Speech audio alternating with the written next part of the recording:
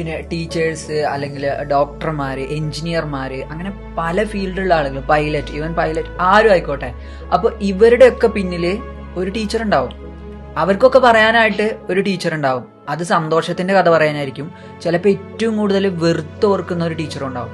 അപ്പൊ അങ്ങനെ ഒരു കുട്ടിക്കും ആരുടെ മൈൻഡിൽ ഒരു സ്റ്റിഗ്മയായിട്ട് അല്ലെങ്കിൽ ഒരു ട്രോമ ആയിട്ടൊരു ടീച്ചർ ഇനി ഉണ്ടാവരുത്. ഉണ്ടായിപ്പോയി, ഓക്കെ.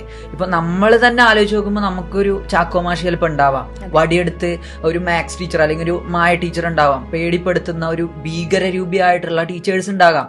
അപ്പൊ അങ്ങനെ ഇനി ഒരു സമൂഹത്തിൽ ഉണ്ടാവരുത്. അതാണ് നമുക്ക്. അപ്പൊ ട്രെയിനിങ് എന്ന് പറഞ്ഞു കഴിഞ്ഞാൽ ടീച്ചേഴ്സിന് അത്യാവശ്യമാണ്.